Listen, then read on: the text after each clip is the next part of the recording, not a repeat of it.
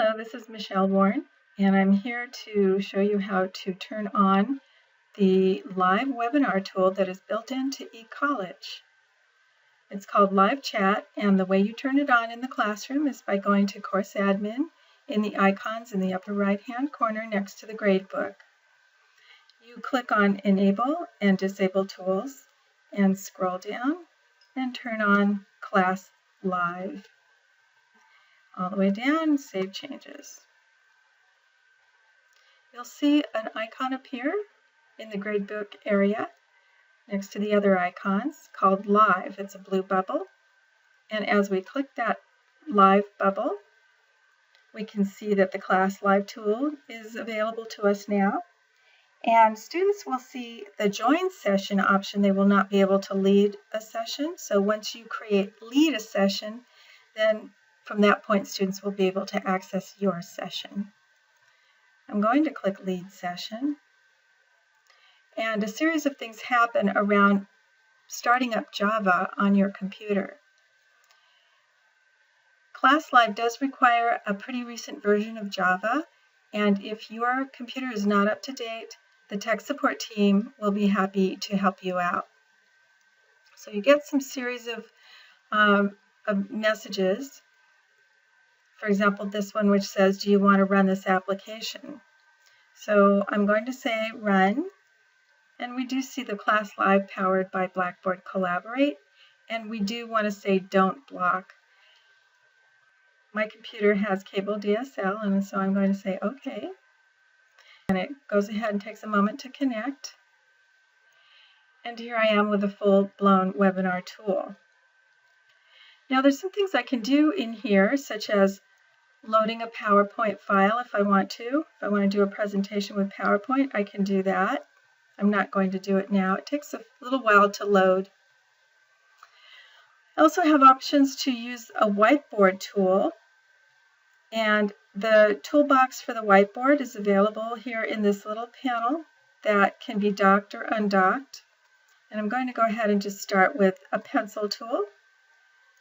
And I can change the thickness of the line. I can change the color of the line. And I can pretty much do any kind of sketching I want on the whiteboard. Now, if I were to load a PowerPoint slide, I could then use the whiteboard to highlight things and point them out. I can also type text if I want to. And I can make it large, small. I can make it a different color if I want to, and so forth. Now to clear the page, I can go ahead and click Clear Page at the top. It asks me if I'm sure I want to do that, and I can say yes. I can also have several new pages, and I can go back and forth between the pages using this pull-down area. Although you can't share your screen, you can take snapshots of your screen and bring them into the webinar room. So for example, if I want to take a picture of my classroom, maybe an assignment that I want to highlight to my guests, I would click the photograph tool and click OK. It brings me back into the room with that screenshot, which I'd place on the board, and I can actually go in now if I wanted to, and I could highlight, let's see here, I could point out certain key words, phrases. I could add text if I wanted to, and so forth. So the secret to using this screen capture tool is to have your screen up and ready to go when you click the tool.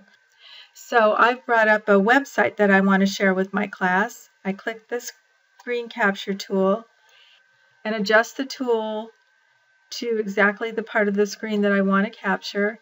And there's little prompts here, and I'm going to go ahead and just click OK. Brings that screen capture into the whiteboard. And there it is. And now I have this screen capture from my browser that I'm now sharing with the class.